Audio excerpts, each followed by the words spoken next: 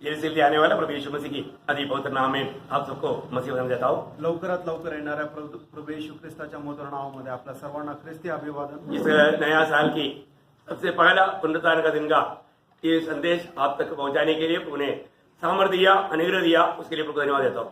आणि नवीन वर्षाच्या पहिल्या पुनरुत्थानाच्या दिवसामध्ये प्रभूने त्याचा संदेश तुमच्यापर्यंत पोहोचवण्याकरता प्रभूने सहाय्य आणि सामर्थ्य दिलं, त्याच्याकरता प्रभूच्या नावाला धन्यवाद असो। मैं आशा करता हूँ आप लोग सब प्रभु में आनंदित हो।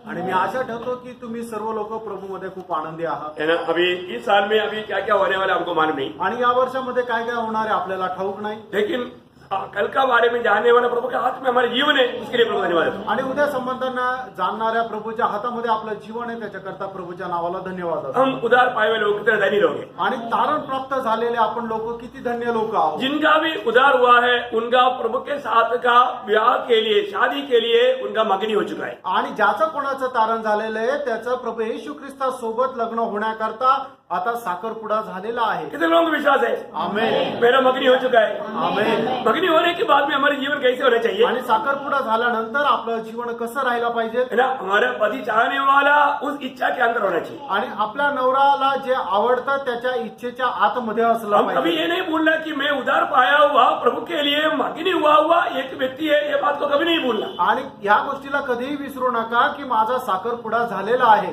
जो भी व्यक्ति का उधार हुआ है, प्रभु का वचन क्लियर कहता है कि उनका मंगनी हो गया, लेकिन इस दुनिया में जब तक शादी नहीं होता या प्रभु आकर के हमको ले जाकर के स्वर्ग में ब्याह नहीं होता, उससे पहले हमारे जीवन में कई खतरा है।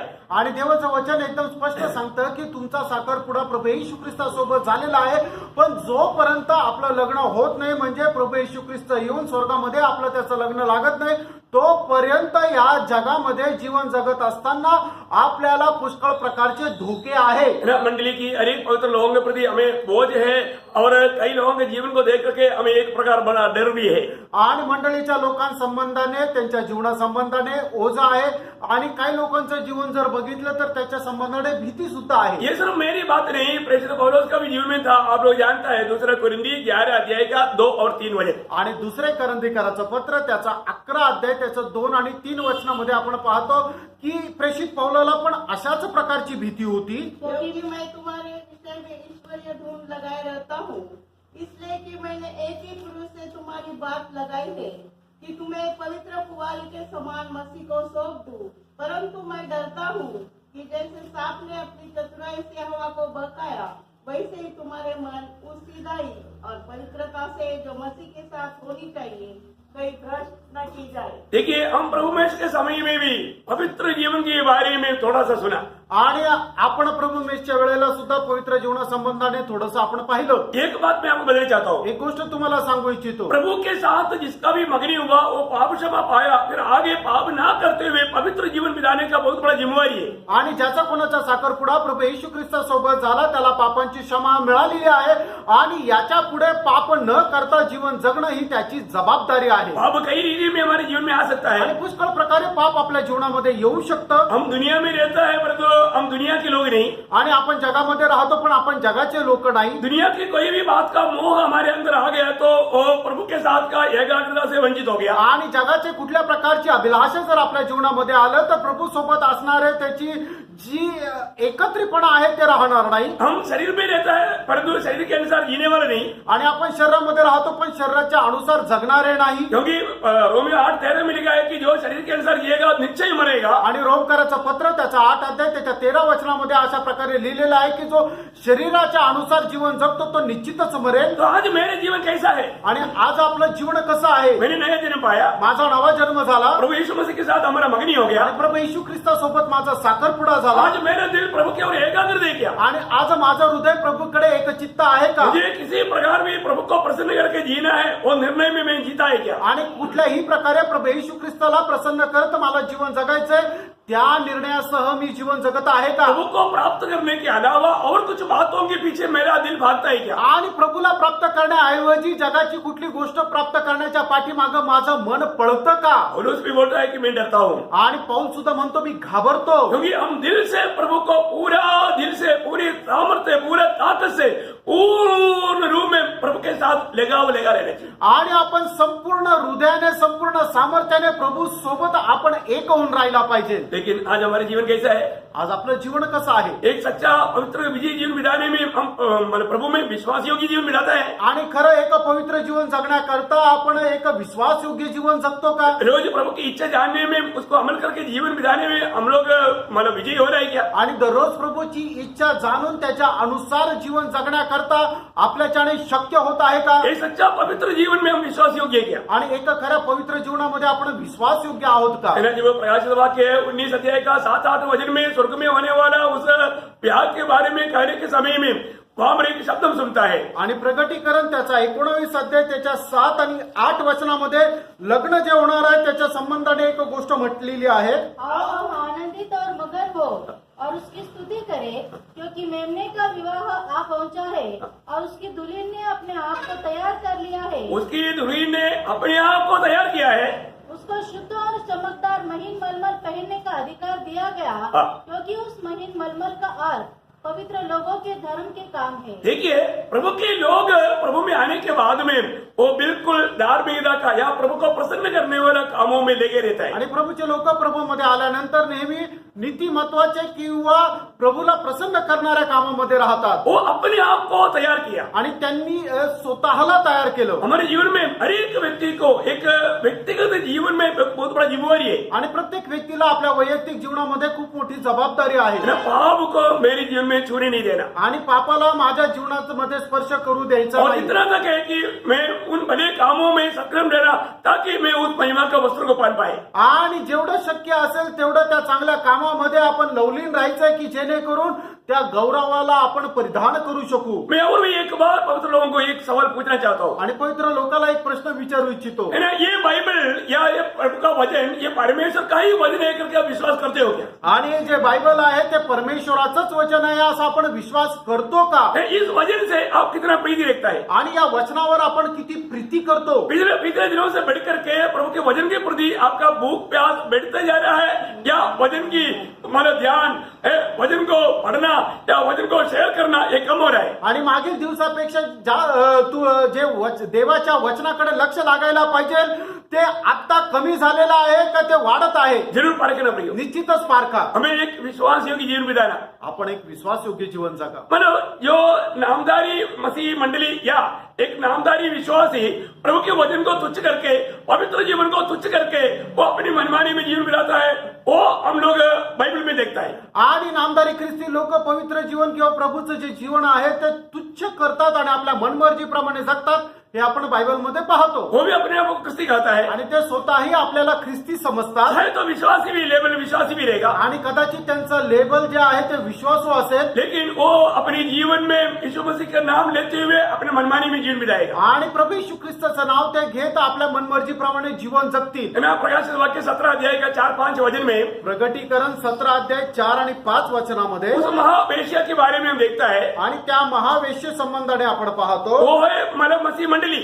आणि ती आहे ख्रिस्ती मंडळी. उनसे ओरिजिनल मंडली नहीं, आणि ती खरी मंडळी नाही, झूठा मंडली। ती खोटी मंडळी. झूठे विश्वासी भी उसमें शामिल होगा। आणि खोटे विश्वासू त्याच्यामध्ये सहभागी राहतील. उनका जीवन का रीति क्या है? आणि त्यांच्या जीवनाची पद्धत काय आहे?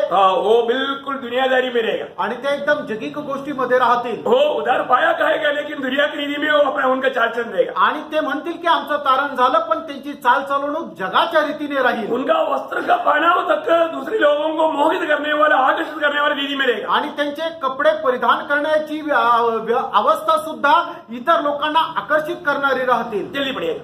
यह स्त्री बैंगनी और लाल रंग के कपड़े पहने थी और सोने और बहुमूल्य मणियों और मोतियों से सजी हुई थी और उसके हाथ में एक सोने का कटोरा था जो घृणित वस्तुओं से और उसके व्यभिचार की अशुद्ध वस्तुओं से भरा हुआ था। उसके माथे पर यह नाम लिखा था, भेद, बड़ा बेबीलोन, पृथ्वी की वेश्याओं और घृणित वस्तुओं की माता। देखा, मृत्यु की वेश्याओं और घृणित वस्तुओं की माता।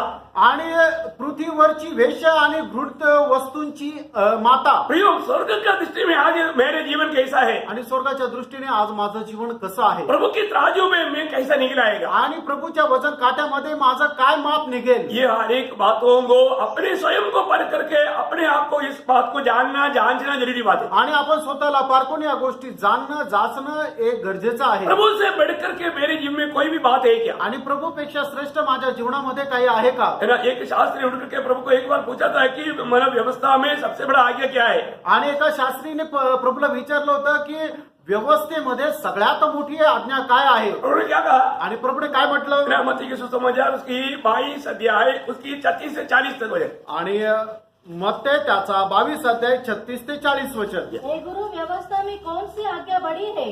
उसने उससे कहा, तू परमेश्वर अपने प्रभु से अपने सारे मन, अपने सारे प्राण और अपनी सारी बुद्धि के साथ प्रेम रख. बड़ी और मुख्य आज्ञा तो यही है. बड़ी और मुख्य आज्ञा पहले बताया, और उसी के समान यह दूसरी भी है. दूसरा उसके समान है, तू अपने पड़ोसी से अपने समान प्रेम रख. यही तो आज्ञा है. सारी व्यवस्था और भविष्यवक्ताओं का आधार है. देखिए सारी व्यवस्था सारी भविष्यता की बात इसके अंदर है. आणि सर्व व्यवस्था आणि सर्व ज्या नीतीच्या गोष्टी आहेत ते याच्यामध्ये आहे. आज हमारे जीवन में प्रभु यीशु मसीह की हमें दिया हुआ शिक्षण के अनुसार हमारे जीवन में प्रथम स्थान किसको देना चाहिए. आणि प्रभू येशू ख्रिस्ताने दिलेल्या शिक्षणाच्या अनुसार आपण प्रथम स्थान कशाला द्यायला पाहिजे. मत्ती की सुसमाचार 6वां अध्याय का 33 वचन में आपको याद है. मध्ये त्याचं 6 अध्याय त्याचं 33 वचन तुम्हाला ठाऊक आहे. सबसे पहले उसकी राज और धार्मिकता को खोज करना, अनेक उधार पाया हुआ प्रभु की चेला बना हुआ पवित्र लोगों का एक कर्तव्य है. आणि प्रत्येक तारण प्राप्त झालेला आणि प्रभूचं शिष्य झालेला लोकांचं कर्तव्य आहे की सगळ्यात पहिले त्याचं राज्य आणि त्याचं नीतिमत्व मिळवण्याकरता झटायचं आहे. कई प्रकार कई रीति में लोग जाने अनजाने उनका वो दर्शन नष्ट होकर के दुनिया की ओर उनका दर्शन चले जाता है. आणि किती लोकांचं कळत न कळत त्यांचं दर्शन नष्ट झालं आणि ते जगाकडे आकर्षिला गेले. और वो दुनिया की बातों में खुशी मनाने लगता है. आणि जगाच्या गोष्टीमध्ये ते आनंद करतात. प्रियो, प्रभु के लोग प्रभु में छोड़ करके और कोई भी बातों में खुशी मनाएगा तो प्रभु का दिल को हम दुख देता है. आणि प्रभूचे लोक प्रभूला सोडून अजून दुसऱ्या कुठल्याही गोष्टीमध्ये आनंद करतात तर प्रभूच्या हृदयाला दुःख वाटतं. और आपको मालूम है कई विश्वासी लोग भी उनके पास खूब धन है, इसलिए बर्थडे है ना, शादी का दिन, ऐसा कई दिन ऐसा मनाने लगता है. वो उस प्रकार का खुशी मनाते हुए प्रभु का दिल को दुःख दे करके जादियों का रीति को शिकता है. आणि आज ज्यांच्याकडे पैसे ते काय करतात की वाढदिवस साजरा करतात किंवा आपल्या लग्नाची अॅनिव्हर्सरी ती साजरी करतात आणि ते त्या गोष्टीमध्ये आनंद करतात आणि प्रभूच्या हृदयाला दुःख देतात. वो लोग क्रिसमस मनाता है आणि ते नाताळ साजरा करतात. Praise the Lord. Praise the Lord. प्रभु में आए हुए लोग हमेशा प्रभु के साथ है, उसके लिए एक विशेष दिन है क्या. आणि प्रभूमध्ये आलेले लोक जे आहेत ते नेहमी प्रभू सोबत आहेत त्याच्याकरता एक विशेष असा दिवस आहे का. सच्चाई के शिक्षण को प्राप्त ना करने के लिए प्रभु का दिल को हमारा दुख देने वाला कई कार्यों में उलझ जाता है. आणि सत्याचं शिक्षण त्यांना न मिळाल्या कारणाने किंवा त्यांनी ते आत्मसात न केल्या कारणाने पुष्कळ गोष्टींच्या द्वारे ते प्रभूला दुःख देतात. योग की किताब में 31 अध्याय उसकी 24 से 30 की पढ़ता है. योग त्याचा 31 अध्याय 24 ते 30 वचनामध्ये आपण अशा प्रकारे वाचतो. मैं वो बातों को संक्षिप्त में बोल के आगे बढ़ूंगा आणि थोडक्यात त्या गोष्टी सांगून मी पुढे जाईल. दुनिया की धन अगर हमारे जीवन में ज्यादा होने से धन की बातों पर खुशी मनाएगा तो प्रभु का दिल को बहुत दुख लगता है. आणि मग जगाचं धन आपल्याला जर जास्त असेल तर आणि त्याच्यामध्ये जर आपण आनंद करत राहू तर त्याच्याद्वारे प्रभूच्या हृदयाला खूप दुःख होतं. एक बात मैं दिल खोल कर आपको बताना चाहता हूँ. आणि एक गोष्ट हृदय उघडून मी तुम्हाला सांगतो. प्रियो, प्रभु की वचन में हम लोग बहुत स्ट्रिक्ट होना चाहिए. बहुत मतलब थोड़ा भी कॉम्प्रोमाइज का कारण नहीं बनना चाहिए. वो है प्रभु का दिल को बहुत आनंद करने वाला बात. आणि देवाच्या वचनामध्ये एकदम आपण सक्त राहायला पाहिजे. त्याच्यामध्ये कुठल्याही प्रकारची भेसळ किंवा कुठल्याही प्रकारच्या आपण त्याच्यामधून मागे जायला नको. Praise the Lord. क्योंकि हम लोग अनुग्रह पाए हुए लोग हैं. कारण आपण कृपा प्राप्त झालेले लोक आहोत. आपको मैं बोलना चाहता हूँ अनुग्रह पद का मतलब एक की वास्तव उसका गहरा अर्थ है स्वर्ग का धन. आणि कृपा या शब्दाचा एकच गहन असा अर्थ आहे ते म्हणजे स्वर्गीय धन. हमने स्वर्गीय धन प्राप्त किया. आणि आपण स्वर्गीय धन मिळवलेलं आहे. प्रियो, स्वर्गीय धन जिसके पास है वो दुनिया की मामूली बातों में खुशी मनाने के लिए जाएंगे? आणि प्रियानो, ज्याच्याकडे स्वर्गीय धन येतं जगाच्या एकदम अशा शिल्लक गोष्टी मिळवण्याकरता जाईल का? हमने क्या पाया वो बहुत लोग नहीं जानता। आणि आपण काय मिळवलं हे पुष्कळ लोकांना ठाऊक नाही. एक बात आपको बताना चाहता हूँ, एक गोष्ट तुम्हाला सांगू इच्छितो. मेरे प्रेरित पौलुस को भी 2 कोरिन्थी 12:9 में प्रभु ने बोला, मेरा अनुग्रह तेरे लिए काफी है। आणि दुसरे करंथीकराचं पत्र त्याचा 12 अध्याय त्याच्या 9 वचनामध्ये प्रेषित पौलाला प्रभूने असं सांगितलं, माझी कृपा तुझ्याकरता पुरे आहे. बोलने का अर्थ, सांगायचं तात्पर्य, मैं तुम्हारे लिए सब कुछ है, आणि मी तुझ्याकरता सर्व काही आहे, मैं तुम्हारे लिए सब कुछ करूंगा, आणि तुझ्यासाठी सर्व काही मी करेन, मैं तुमको सब कुछ दूंगा। आणि तुला सर्व काही मी देईल. वो है अनुग्रह। आणि ती आहे कृपा. हालेलुया। आमेन. प्रियो, हम लोगों ने प्रभु का बहुत बड़ा अनुग्रह पाया है, प्रियानो, आपण देवाची खूप मोठी कृपा प्राप्त केलेली आहे. इसलिए हम लोग क्या करना चाहिए? आणि म्हणून आपण काय करायला पाहिजे? अभी हमें मिला हुआ, अभी देखो उधार पाने के बाद में हमको बहुत थोड़ा ही समय मिलता है जिंदगी। आणि कृपा प्राप्त झाल्यानंतर आपल्याला जे आयुष्य मिळतं ते खूप छोटं राहतं. तो वो जीवन क्या करना चाहिए? आणि ते छोटंसं जीवन आपण काय करायला पाहिजे? दिल लगा करके, मन लगा करके प्रभु की खातिर हार्ड काम करना चाहिए, हार्ड वर्क करना चाहिए। आणि एकदम संपूर्ण हृदय लावून प्रभू करता खूप कठीण काम करायला पाहिजे. अभी हमें आराम करने के लिए ये दुनिया के जीवन में समय नहीं पी। आणि आपण आराम करण्याकरता या जगाच्या जीवनामध्ये वेळ नाही. ये नया साल में है ना, कोई भी सुस्त नहीं रहना, आलस नहीं रहना, उदास नहीं होना, निराश नहीं होना। प्रियो, पूरा उत्साह के साथ दिल लगा करके, मन लगा करके अपने से जितना तक हो सके उस महान प्रभु की महिमा के लिए जिए। आणि मग या नवीन वर्षामध्ये संपूर्ण हृदयाने, संपूर्ण अंतःकरणाने आपल्याकडून जेवढं शक्य आहे तेवढं जास्त प्रयत्नाने आपण प्रभू करता जीवन जगा. जब प्रकाशित वाक्य 14:13 वचन में प्रभु में मरने वाले लोगों के बारे में स्वर्ग गवाही देता है। आणि प्रगटीकरण 14 अध्याय 13 वचनामध्ये जे लोक प्रभू मध्ये मरतात त्यांच्या संबंधाने अशी साक्ष दिलेली आहे. फिर मैंने स्वर्ग से यह शब्द सुना, लिख, जो मृतक प्रभु में मरते हैं वे आपसे धन्य है। आत्मा कहता है हाँ। आत्मा कहता है हाँ, क्योंकि वे अपने सारे परिश्रम से विश्राम पाएंगे। देखा, वो दुनिया में जब से प्रभु में आया वो क्या कर रहा था? पूरा दिल से परिश्रम कर रहा था, परिश्रम परिश्रम परिश्रम। आणि जेव्हा ते प्रभू मध्ये आले तेव्हापासून ते काय करत होते? संपूर्ण हृदयाने आणि सामर्थ्याने ते कष्ट करत होते, कष्ट करत होते, कष्ट करत होते. और उधर जाकर के विश्राम करेगा, अनंत काल का विश्राम। आणि मग तिकडे गेल्यानंतर ते विसावा पावतील, सार्वकालिक जीवनाचा विसावा. कौन उस विश्राम चाहता है वो इस जीवन में प्रभु की खातिर परिश्रम करेगा। आणि ज्याला कोणाला त्या सार्वकालिक जीवनामध्ये विसावा पाहिजे, मिळवायची इच्छा आहे, तो ह्या जीवनामध्ये कष्ट करत राहील. प्रभु की खातिर प्रभु ने हमें नियुक्त किया हुआ उन बड़े कामों में सदगर्म रहेगा। आणि प्रभूने आपल्यासाठी नेमून ठेवलेले जे चांगले काम आहे त्याच्यामध्ये लवलीन राहील. एक सच्चा स्वर्गीय दर्शन की बात है। आणि एक खऱ्या स्वर्गीय दर्शनाची गोष्ट आहे. आपको मालूम है 1 कोरिन्थी 15:10 वचन में ये अनुग्रह पाया हुआ मतलब पौलुस का एक सुंदर ऐसे गवाही है। आणि पहिले करंथीकराचं पत्र 15 अध्याय त्याच्या 10 वचनामध्ये प्रेषित पौलाची खूप मोठी ही एक साक्ष आहे. परंतु मैं जो कुछ भी हूँ परमेश्वर के अनुग्रह से हूँ, उसका अनुग्रह जो मुझ पर हुआ वह व्यर्थ नहीं हुआ। देखिए, उसके अनुग्रह मुझको मिला ना, वो अनुग्रह व्यर्थ नहीं हुआ। कैसे व्यर्थ नहीं हुआ? परंतु मैंने उन सबसे बढ़कर परिश्रम भी किया। देखा, मैंने उन सबसे बढ़कर परिश्रम भी किया। सोते रहा ऐसा ही क्या? नहीं, मैं प्रभु में आगे बोल करके खुशी बनाते हुए चारपाई पर लेटे रहा, चारपाई पर स्वप्न देखते रहा। आणि प्रभू मध्ये आला म्हणून आनंद झाला आणि मग तो आराम करत राहिला आणि पलंगावर झोपत राहिला, असं आहे का? नहीं प्रियो, नाही प्रियांनो. परिश्रम किया आणि कष्ट केले, मेहनत किया, कष्ट केले प्रभु के लिए अधिक कष्ट सका, आणि प्रभू करता अधिक जास्त कष्ट सहन दिन केले रात प्रभु के लिए भागते रहा, आणि दिवस रात्र प्रभू करता धावत राहिला प्रभु के लिए जगते रहा। आणि प्रभू करता जागा राहिला. प्रियो, ये एक हल्की बात नहीं है, एक सच्चा स्वर्गीय दर्शन की बात है। प्रभू प्रियांनो, ही काय सर्वसाधारण गोष्ट नाहीये, तर प्रभू करता खूप महत्वपूर्ण गोष्ट आहे. पौलुस बोलता है, मैं उन सबसे बढ़ करके मैंने परिश्रम किया। आणि पौल म्हणतो या सर्वांपेक्षा जास्त मी परिश्रम केले. पौलुस ने परिश्रम नहीं किया। आणि पौलाने परिश्रम केले असं कौन नाही. किया? कोणी केले? कृपा ने किया, आणि कृपेने केले. क्योंकि कृपा करता है पवित्र लोगों में। कारण प्रभू पवित्र लोकांमध्ये सर्व कार्य कृपा करते. हाँ, मैंने किया बोलने का अर्थ प्रभु का दास बोलता है कि मुझको जो कृपा मिला वो कृपा ने ये सब कुछ किया। आणि हे मी केलं असं नाही, तर माझ्यावर जी कृपा झाली त्या कृपेने केलं असं प्रभूचा दास म्हणत आहे. बोलने का अर्थ एक प्रकार बोलेगा तो यीशु मसीह ने ये सब कुछ किया। आणि एक प्रकारे सांगायचं झालं तर प्रभू येशू ख्रिस्ताने हे सर्व काही केलं. यीशु मसीह के हाथ में उसके लिए एक उपयोगी बर्तन के रूप में प्रभु ने मुझको इस्तेमाल किया। आणि प्रभू येशू ख्रिस्ताच्या हातामध्ये एक उपयोगी पात्र म्हणून त्याने उपयोगात आणलं. प्रभु ने मुझे वो दर्शन दे करके, मुझे सामर्थ्य दे करके प्रभु मुझको हाथ पकड़कर ले चला।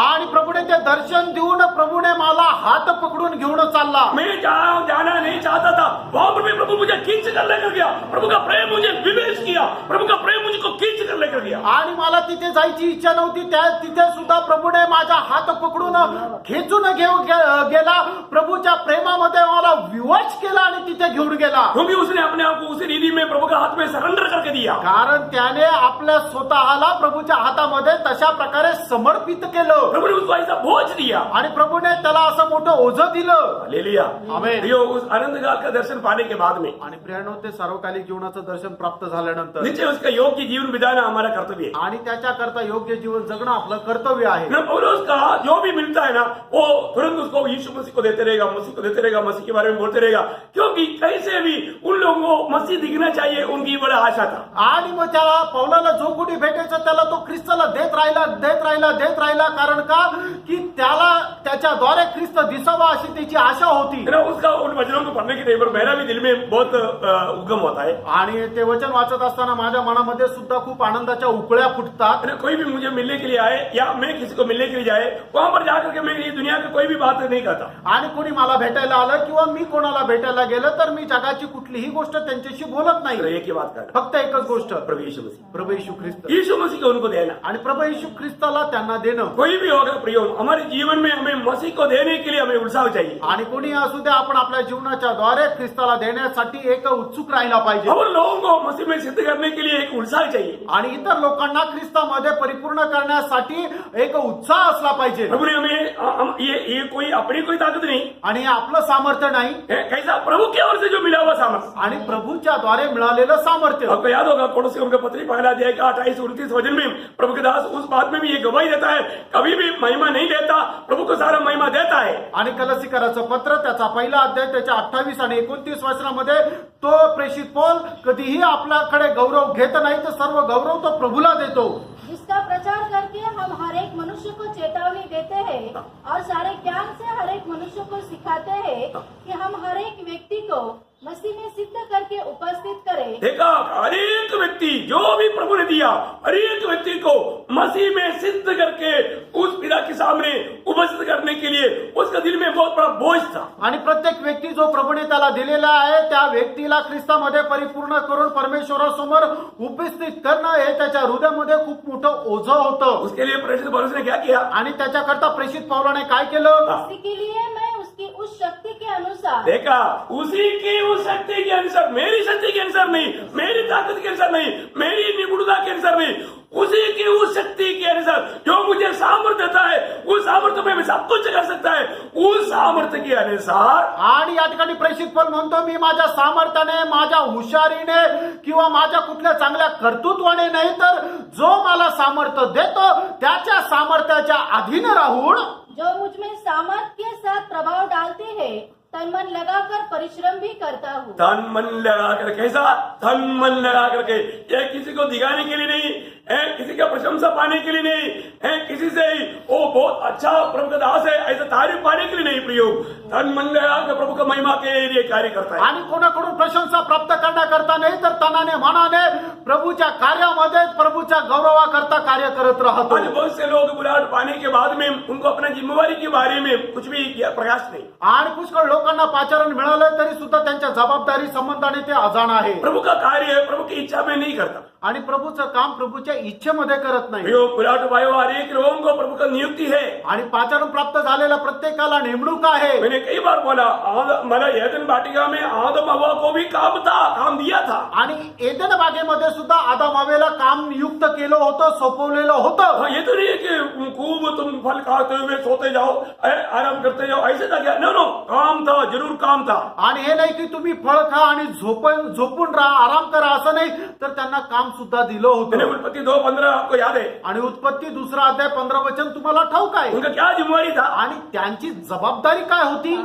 काम पहले बगीचा में काम करना, दूसरा बगीचा का पहरा देना. आणि पहिलं म्हणजे बगीचेमध्ये काम करणं आणि दुसरं म्हणजे त्या बागेचा पहारा देणं. प्रियो, हम प्रभु में आए हुआ हर एक लोगों को काम है. आणि प्रियानो, आपण जे प्रभु मध्ये आलो आपल्या प्रत्येकाला काम आहे. प्रभु ने मुझे को क्या क्या काम दिया, मैं उस बात के बारे में समझ रखता है क्या. आणि प्रभूने मला काय काय कामं दिलं या गोष्टी आपल्याला समजतात का.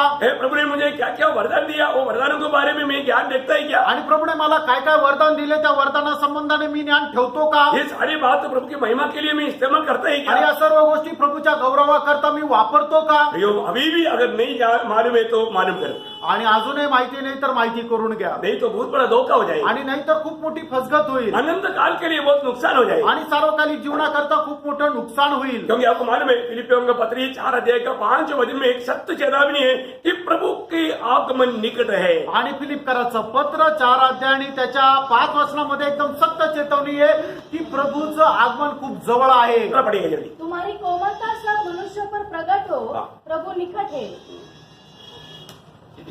बराबर. कोई आवाज आ रहा है, ये रो रहा है, कुछ कारण है, थोड़ा देखेंगे. सुनाई दे रहा है. हेलो,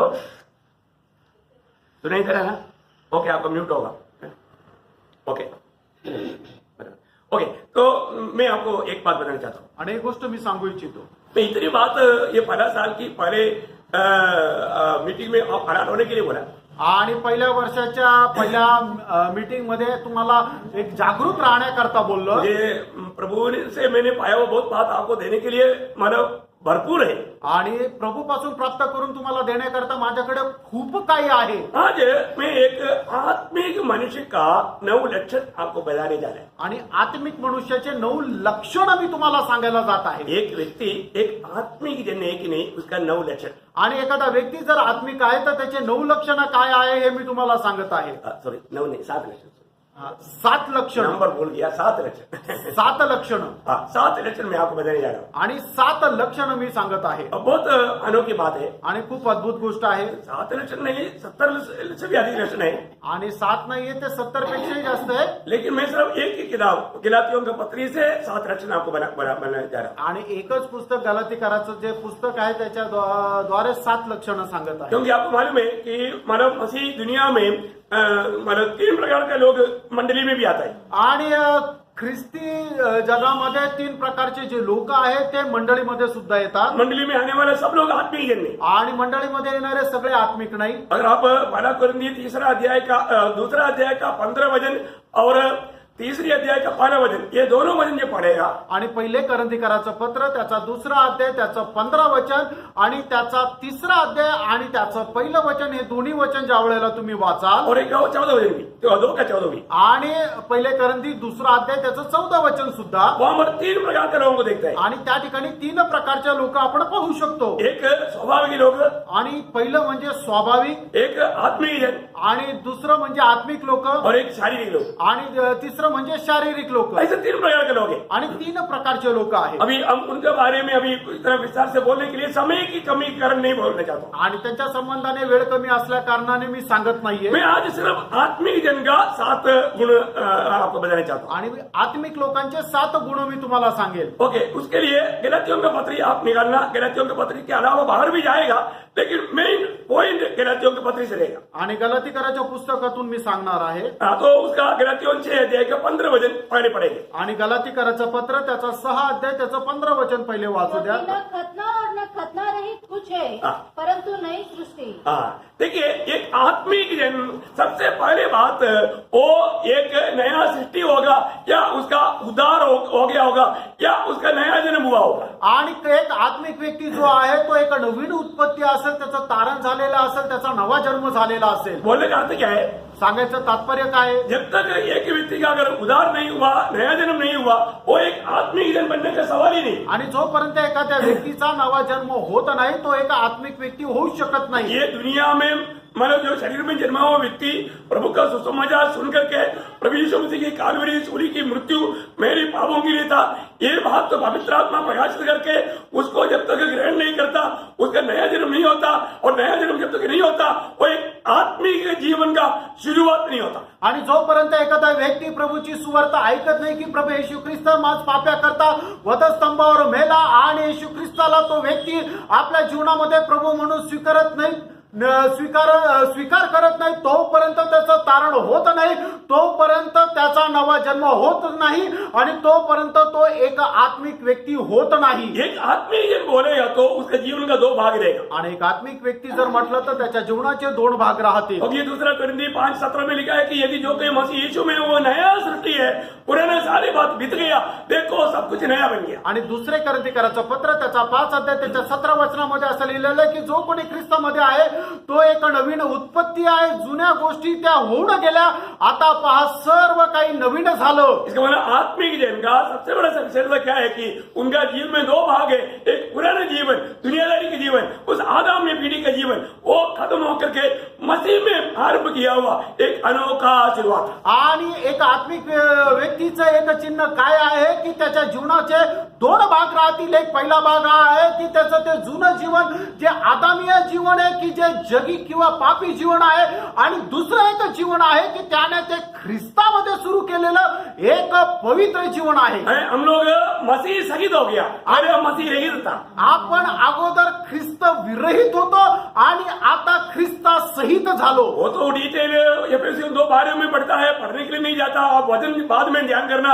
एफएससी 2:12 में लिखा है कि हम पहले कैसे अवस्था में था, आणि इफिसकराचं पत्र त्याचा 2 अध्याय त्याच्या 12 वचनामध्ये आपण पाहतो की अगोदरची आपली अवस्था कशा प्रकारची होती। प्रियो हमारे उस समय में हमारे जीवन में मसीह नहीं था, आणि त्यावेळेला आपल्या जीवनामध्ये ख्रिस्त नव्हता। हमारा साधु सुंदर सिंह को सिख धर्म छोड़ करके मसीह धर्म क्यों अपनाया पूछा तो उसने तो धर्म नहीं अपनाया, लेकिन उन्होंने बोला वो एक ही बात किया था, सिख धर्म में मसीह नहीं है।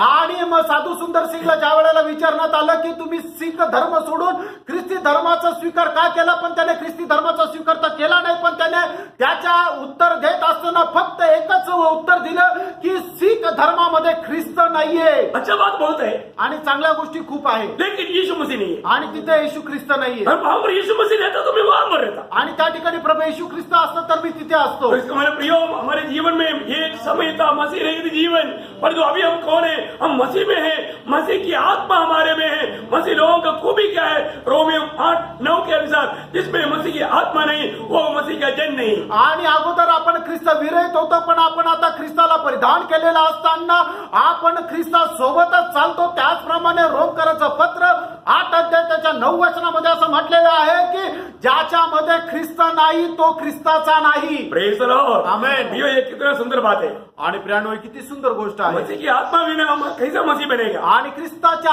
आत्म्या विरहित आपण कसं काय ख्रिस्ताचे आज होणार। बहुत लोग नाम से ये मसीह करके जानता है, या क्रूस लगाने से मसीह करके जानता है, नहीं तो चर्च जाने से मसीह करके जानता है, पर वो कोई मसीहत का चिन्ह नहीं है। आणि प्रियानो आज लोकांनी जे आहे ते आपल्या नावाने ख्रिस्ती आहे असं समजतात, गळ्यामध्ये क्रॉस टांगला म्हणजे ख्रिस्ती आहे असं समजतात, चर्च मध्ये गेल्यानंतर असं समजतात की ख्रिस्ती आहे, पण या कुठल्याही गोष्टीच्या द्वारे एक व्यक्ती ख्रिस्ती राहू शकत नाही। प्रियो मसीह व्यक्ति का खूबी उसमें मसीह की आत्मा है और आत्मा का फल दिखाई देता है। आणि एक ख्रिस्ती व्यक्ती जर आहे तर त्याच्यामध्ये ख्रिस्ताचा आत्मा आहे, आणि जर ख्रिस्ताचा आत्मा आहे तर त्याच्या जीवनामध्ये फळ सुद्धा दिसेल। मैं सिर्फ आत्मा पाया बोलने से काफी नहीं, आत्मा का फल हमारे में दिखना चाहिए। आणि मला आत्मा मिळाला हे पुरेसं नाहीये, तर आत्म्याचं फळ सुद्धा दिसलं पाहिजे। आत्मा पाया और फल नहीं है वो भी एक धोखा है। आणि आत्मा मिळाला आणि फळ नाही तर ती सुद्धा एक फसवणूक आहे। आपको सबको मालूम है आत्मा का फल गलातियों 5:22-23 वचन उसमें बताया हुआ वो फल अगर हमारे में नहीं है तो हमारा मसीहत का राह बहुत व्यर्थ है। आणि आपल्या सर्वांना ठाऊक आहे आत्म्याचं फळ काय आहे, तर गलातीकराचं पत्र 5 अध्याय त्याच्या 22 आणि 23 वचनामध्ये दिलेलं आहे। आणि जर ते फळ आपल्या जीवनामध्ये नाहीये तर मग आपण कुठेतरी फसल्या गेलो। तो हमें परखना पड़ेगा। आपण पारखा फ्रेंड है ना, एक आत्मीय जीवन का सबसे पहला लक्षण वो नया जन्म पाया है। आणि एक आत्मिक जीवनाचं सगळ्यात पहिले लक्षण म्हणजे त्याचा नवा जन्म झालेला आहे वो जरूर एक आत्मिक जन्म लेगा। आणि निश्चितच तो एक आत्मिक व्यक्ती राहील। दूसरा बात क्या है, आणि दुसरं चिन्ह काय आहे, लक्षण काय आहे? वही गलातियों 5 अध्याय का 25 वचन। आणि गलातीकराचं पत्र 5 अध्याय त्याचं 25 वचन। यदि हम आत्मा के द्वारा जीवित है तो आत्मा के अनुसार चले भी। हाँ, एक आत्मिक जन हमेशा आत्मा के अनुसार चलता है। आणि एक आत्मिक व्यक्ती नेहमी आत्म्याच्या अनुसार चालतो। यो एक बात जानना कि हम प्रभु में आने के बाद में मैं आत्मा के अनुसार चलता है क्या? आणि एक गोष्ट जाणून घ्या, प्रभू मध्ये आल्यानंतर मी आत्म्याच्या अनुसार चालतो का? अभी भी प्रभु में आने के बाद में हमें अच्छा लेने वाला मार्ग में कभी नहीं चलना पड़ेगा। आणि प्रभू मध्ये आल्यानंतर आपल्याला चांगला वाटणाऱ्या मार्गामध्ये कधी जाऊ नका। है ना, हमको अच्छा लेने वाला बहुत मार्ग रहेगा पर वो जीवन का मार्ग नहीं रहेगा। आणि आपल्याला वाटणारे चांगले मार्ग पुष्कळ राहतील पण तो जीवनाचा मार्ग राहणार नाही। है ना, आपको सबको मालूम है नीति वचन 14 का 12 में और 16 का 25 में दोनों वचन कहता है यदि एक मार्ग मनुष्य को अच्छा देख पड़ेगा आखिर में मृत्यू है। आणि नीतिसूत्र त्याचा 14 अध्याय त्याचं 12 वचन आणि नीतिसूत्र त्याचा 16 अध्याय त्याच्या 25 वचन, या दोन्हीही वचनामध्ये असं दिलेलं आहे की मनुष्याला एखादा मार्ग चांगला वाटतो पण त्याच्या शेवटास त्याला मृत्यूपदच मिळते। एवं आत्मा पाए हुए लोग आत्मा के अनुसार चलना चाहिए, प्रेम, आत्मा प्राप्त झालेल्या लोकांनी आत्म्याच्या अनुसार चालायला क्योंकि पाहिजे। आत्मा का अगुवाई में आपको मालूम है यूहन्ना 16 का 13 में सत्य की आत्मा जब आएगा वो तुम्हें हर एक सच्चाई में चलाएगा। आणि योहान त्याचा 16 अध्याय त्याच्या 13 वचनामध्ये लिहिलेलं आहे की ज्या वेळेला सत्याचा आत्मा तुमच्यावर येईल त्यावेळेला तो प्रत्येक सत्याच्या मार्गावर तुम्हाला घेऊन चालेल। भाई उस मददगार का मदद लेते बिना अगर हम अपनी बुद्धि के सहारे लेगा तो वो कदम कदम पर ठोकर खाएगा, परमेश्वर की उस मार्ग से फिसल जाएगा, जीवन के मार्ग को छोड़ करके मृत्यू के मार्गों में चले जाएगा। आणि प्रियानं तो जो सहाय्यक आहे त्याचं सहाय्य न घेता आपण आपल्या बुद्धीचा आश्रय धरून जर चाललो तर आपल्याला पावली ठेच लागेल आणि आपण आत्मिक जीवनामध्ये चालणार नाही आणि आपल्या मार्गावर आपल्याला मरणच भेटेल। है ना, कई बार लोगों को बोलता है कि आप मीटिंग में क्यों नहीं आता भाई, आराधना में क्यों नहीं आता, वो मेरे को काम है काम है। अब वो काम पर जाता है, आत्मा की अगुवाई है क्या? आणि मग पुष्कळ लोकांना ज्या वेळेला विचारतो तुम्ही मीटिंग मध्ये काय येत नाही, आराधनेला काय येत नाही, मग तुम्हाला जर विचारलं की त्या कामाकरता जाण्याकरता तुम्हाला आत्मा सांगत आहे का? प्रियो, आप प्रभु को पूछना प्रियो, प्रियानो, प्रभूला विचारा। है आपको मीटिंग में जाने के लिए पवित्र आत्मा कभी मना नहीं करेगा, परंतु कहीं और जाने के लिए आत्मा मना करेगा। आणि मीटिंग मध्ये जाण्याकरता पवित्र आत्मा तुम्हाला कधी थांबवणार नाही पण दुसरीकडे जाण्याकरता निश्चितच थांबवेल। मैं बोलने का अर्थ मतलब आप काम नहीं करना ऐसा नहीं, काम पर जाने के लिए भी आत्मा आपको प्रोत्साहन देगा, आत्मा आपको काम करवाने के लिए सामर्थ्य देगा। आणि याचा अर्थ असा नाहीये की तुम्ही काम करू नका, कामावर जाण्याकरता सुद्धा आत्मा प्रोत्साहन देईल आणि तिथे जाऊन काम करण्याकरता सुद्धा आत्मा सहाय्य करेल। क्योंकि प्रभु को पाने के बाद में मैं भी प्रभु की आत्मा के अनुसार आर्मी में काम किया हुआ व्यक्ति है, मुझे मालूम है आत्मा में कैसे काम करना है। आणि देवाच्या कृपेने मी सुद्धा आर्मी मध्ये काम केलेलं एक व्यक्ती आहे, मला माहिती आहे आत्म्यामध्ये कसं काम करायचं। एक अनोखा बात है, आणि एक अद्भुत गोष्ट आहे, क्योंकि हम आत्मा पाया है, हम मसीह के लोगों में मसीह की आत्मा है, पर वो आत्मा के अनुसार नहीं चलता उसको परमेश्वर का जन कहा नहीं जाता। आणि ख्रिस्ताच्या लोकांमध्ये ख्रिस्ताचा आत्मा आहे पण तो जर व्यक्ती ख्रिस्ताच्या आत्म्याच्या अनुसार चालत नाहीये तर तो व्यक्ती ख्रिस्ताचा नाही। एक आत्मिक जन क्या करेगा? आणि एक आत्मिक व्यक्ती काय करेल? रोमियो 8 का 14, रोम त्याचा 8 अध्याय त्याचं 14 वचन, वो आत्मा के अनुसार चलेगा आणि तो आत्म्याच्या अनुसार चालेल। जो लोग आत्मा के अनुसार चलता है उसको परमेश्वर का संतान कहलाया जाता है, वही परमेश्वर का जन है। आणि जो कोणी व्यक्ती आत्म्याच्या अनुसार चालतो त्याला परमेश्वराचा पुत्र म्हटलं जातं। Praise the Lord. Praise the Lord. अगर आप सोचिए आपने आत्मा पाया पर तो आत्मा के अनुसार चलता नहीं है, इसका मतलब उसको क्या नाम देना पड़ेगा? आणि विचार करा की तुम्हाला आत्मा मिळाला पण आत्म्याच्या अनुसार तुम्ही जर चालत नाहीये तर मग त्याला काय नाव द्यावं लागेल? आप कुछ भी नाम देते हैं, आणि तुम्ही काही पण नाव द्या। मैं किसी को कोई नाम बोल करके आपको परेशान करना नहीं चाहता, आणि कोणाला ते नाव सांगून मी कोणाला त्रास द्यायची इच्छा नाही। लेकिन एक बात जानना, एक गोष्ट लक्षात ठेवा, हम आत्मा पाया, आत्मा के अनुसार चलने के लिए जब तक हम ये दुनिया में हैं और जब तक हम ये शरीर में हैं रुकावट बहुत है। आणि आपण या जगामध्ये राहत असताना प्रभूचा आत्मा आपण मिळवलेला आहे पण त्या आत्म्याच्या अनुसार चालण्याकरता या जगामध्ये आपल्याला अडखळण त्रास खूप आहे। क्यों? का? वचन में बता है, वचनात सांगितलंय। वही गलातियों 5 अध्याय उसका 16 से 18 वचन पढ़ा। आणि गलातीकराचं पत्र 5 अध्याय 16 ते 18 वचन वाचा। मैं कहता हूँ हाँ। आत्मा के अनुसार चलो हाँ। तो तुम शरीर की लालसा किसी रीति से पूरी न करोगे, हाँ। क्योंकि शरीर आत्मा के विरोध में हाँ। और आत्मा शरीर के विरोध में लालसा करता है, हाँ। और ये एक दूसरे के विरोधी है। इसलिए जो तुम करना चाहते हो वो न करने पाओ। देखा, जो करना आत्मा की द्वारा करने के लिए अभी सुबह ने बोला उठो, लेकिन शरीर बोलते थोड़ा भाई ठंडी है ना, तुमको मालूम नहीं ठंडी में कौन उठता इतना जल्दी, बीमार हो जाएगा। और शरीर की बात सुन करके मान करके और भी कंबल उठ के सोने के लिए मजा आता है जनवरी महीना में, परंतु प्रभु का वचन कहता है हम चाहते हुए भी प्रार्थना करने नहीं देता। कौन नहीं देता? शरीर। शरीर शरीर की बलहीनता का लाभ उड़ाने के लिए विरोधी पवित्र लोगों में काम करेगा। आणि मग आपल्या या शरीराच्या विरोधामध्ये काम करणारं कोण आहे तर आत्मा आहे, आणि आत्म्याच्या विरोधामध्ये काम करणारं कोण आहे तर शरीर आहे। या थंडीच्या दिवसामध्ये आत्मा म्हणेल की उठ आणि प्रार्थना कर, त्यावेळेला शरीर काय म्हणेल की बाहेर खूप थंडी आहे, तू झोपून राहा। अशा प्रकारे आपल्याला आत्म्याच्या अनुसार न चालण्याकरता शरीर जे आहे ते आपल्या विरोधामध्ये, आत्म्याच्या विरोधामध्ये कार्य करत राहील। आगे और यदि तुम आत्मा के चलाए चलते हो तो व्यवस्था के अधीन न रहे। देखिए हमें कैसे चलना है आणि आपण कसं चालायचंय? प्रियो, आज हमें आत्मा के अनुसार चलना। आज आपण आत्म्याच्या अनुसार चालायचं। हम अपनी कोई भी धर्म की कामों पर भरोसा करके आत्मा में चलना छोड़ देगा तो फिर वो व्यवस्था के गुलाम होकर के और श्राप का संतान बनेगा। आणि मग जर कुठल्या कामाच्या द्वारे आपण आत्म्याच्या अनुसार चालणं जर सोडून दिलं तर तो व्यक्ती जो आहे तो व्यवस्थेच्या अधीन होऊन जातो। प्रियो, अभी हमारे शरीर को हमें पूर्ण रूप में सूली पर चढ़ाए हुए अनुभव में आत्मा में चलना सीखना जरूरी बात है। आणि आपण आपलं जे शरीर आहे ते संपूर्णरित्या वधस्तंभावर चढवलेल्याच्या अनुभवामध्ये राहून आत्म्याच्या अनुसार चालायचं आहे। मुस्लिम लोगों को खूबी ख्रिस्ती लोकांचं वैशिष्ट्य, वो शरीर को क्या करता? शरीर को अनुसार नहीं चलता। रोमियो 8:13 वचन। आणि रोम त्याचा 8 अध्याय त्याचं 13 वचन। ओ लॉर्ड जीसस, क्योंकि यदि तुम शरीर के अनुसार दिन काटोगे हाँ।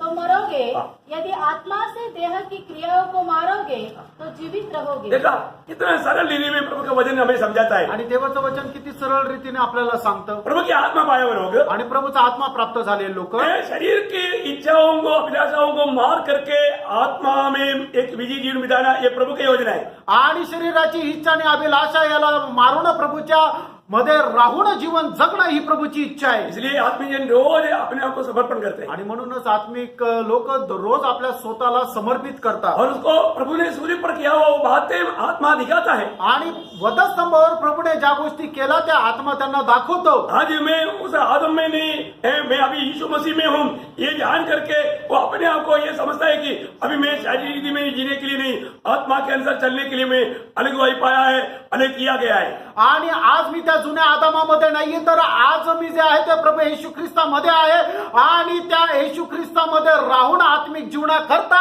या जगापासून मला विभक्त केलेला आहे। ये बहुत सुंदर बात है ना। प्रेरणा खूप सुंदर गोष्ट आहे। है ना, जब मसीही लोगों का खूबी के बारे में वही गलातियों 5 अध्याय का 24 वचन क्या बोलता है? आणि ख्रिस्ती लोकांच्या वैशिष्ट्या संबंधाने गलातीकराचं पत्र 5 अध्याय त्याचं 24 वचन काय सांगतं?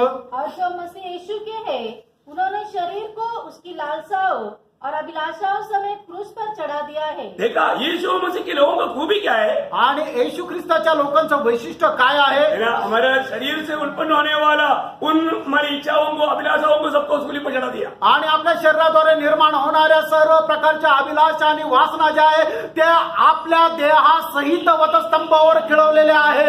एक आत्मिक जन शरीर के अनुसार नहीं चलता, एक आत्मिक जन आत्मा के अनुसार चलता है। आणि एक आत्मिक व्यक्ती आहे आपल्या शरीराच्या अनुसार चालत नाही, तर तो आत्म्याच्या अनुसार चालतो। मतलब एक आत्मिक जन का पालक को भी वो आत्मा में नया जन्म पाया है। आणि एका आत्मिक व्यक्तीचं वैशिष्ट्य त्याचा नवा जन्म आत्म्यामध्ये झाला आहे। और दूसरी आत्मिक जन का खूबी वो आत्मा में चलता है। आणि आत्मिक व्यक्तीचं दुसरं वैशिष्ट्य तो आत्म्याच्या अनुसार चालतो। तीसरी बात क्या है? आणि तिसरी गोष्ट काय आहे? वही गलातियों 6 अध्याय का 12 वचन। आणि गलातीकराचं पत्र 6 अध्याय त्याचं पहिलं वचन। हे भाइयों, यदि कोई मनुष्य किसी अपराध में पकड़ा भी जाए तो तुम जो आत्मिक हो नम्रता के साथ ऐसे को संभालो और अपनी भी चौकसी रखो कि तुम भी परीक्षा में न पड़ो। देखिए, एक आत्मिक जन क्या करेगा? आत्मिक लोगों के जीवन में कभी भी किसी प्रकार का भी धक्का खा करके, मार खा करके दुख में रहेगा, उनको सांत्वना दे करके वापस उनका आत्मिक जीवन की उन्नति में लाने के लिए प्रयास करेगा। आणि आत्मिक व्यक्ती काय करेल, जर एखादा आत्मिक व्यक्ती जो आहे तो कुठल्या प्रकारची त्याला ठेच लागलेली आहे, उदास निराश झालेला आहे आणि प्रभूपासून तो जर मागे गेलेला आहे, तर मग आत्मिक व्यक्ती त्याच्याकडे जाऊन त्याला तो प्रभूचा आनंद देईल आणि पुन्हा त्याला आत्मिक जीवनामध्ये घेऊन चालण्याकरता त्याला प्रोत्साहन देईल. आपको मालूम है कई लोग आत्मिक जीवन में छोटी छोटी बातों में ठोकर खा लेते हैं, आणि आत्मिक जीवनामध्ये लोक छोट्या छोट्या गोष्टीमध्ये अडखळतात. फिर वो अपना संगति को छोड़ देता, आत्मीय लोगों के साथ मिलना छोड़ देता. ऐसी अवस्था में पहुंचने वाला बहुत लोग हैं. आणि मग ते संगती सोडून देता, पवित्र लोकांना भेटणं सोडून देता. अशा प्रकारच्या अवस्थेमध्ये राहणारे लोक पुष्कळ आहेत. परंतु ऐसा लोगों को भी एक आत्मिक जीवन क्या करेगा, उनको प्रोत्साहन देकर के जो पगले हैं उससे बढ़ करके आत्मिक जीवन बिताने के लिए एक मददगार बन जाएगा. आणि मग आत्मिक लोक अशा लोकांना भेटतील आणि मग त्यांना पुन्हा एकदा आत्मिक जीवनामध्ये अगोदर जसं होतं त्याच्याही पेक्षा जास्त आत्मिक जीवन जगण्याकरता प्रोत्साहन देतील, प्रेरित करतील. आपको मालूम है जब प्रेषित पौलुस जब प्रभु में आया, आणि प्रेषित पौल ज्या वेळेला प्रभूमध्ये आला, प्रभु में जीवन बिताते हुए पौलुस को स्वीकारने के लिए यरूशलेम मंडली के लोग डर गया. आणि पौलाचा स्वीकार करण्याकरता यरूशलेम मंडळीचे लोक घाबरले. उस समय में पौलुस को देख करके लोग डर जाता था, आणि त्यावेळेला पौलाला पाहून लोक घाबरून जात होते. क्योंकि मसीह लोगों के खिलाफ में उन्होंने बहुत बार रहकर काम किया. आणि ख्रिस्ती मंडळीच्या विरोधामध्ये त्याने पुष्कळ काम केलं. लेकिन बरनबास पौलुस को जान लिया था. आणि बर्नबासाने पौलाला ओळखलं होतं. जब हम प्रेरितों का उसके 9 अध्याय में उसका 26 से 28 तक जब बढ़ता है, आणि प्रेषित त्याचा 9 अध्याय 26 ते 28 वचनामध्ये आपण पाहतो. बरनबास ने एक अच्छा काम किया. आणि बर्नबासने एक चांगलं काम केलं. बरनबास ने पौलुस को भी प्रोत्साहित किया और मंडली को भी समझाया. आणि बर्नबासने पौलालाही प्रोत्साहन दिलं आणि मंडळीलाही समजून सांगितलं. अब देखिए पौलुस पहले से बढ़ करके प्रभु के लिए एक उपयोगी पात्र बनने का एक मेन कारण बरनबास का प्रोत्साहन है. आणि पौल जो आहे तो पहिल्यापेक्षा जास्त प्रभूच्या कामामध्ये येण्याचं मुख्य कारण बर्नबास आहे.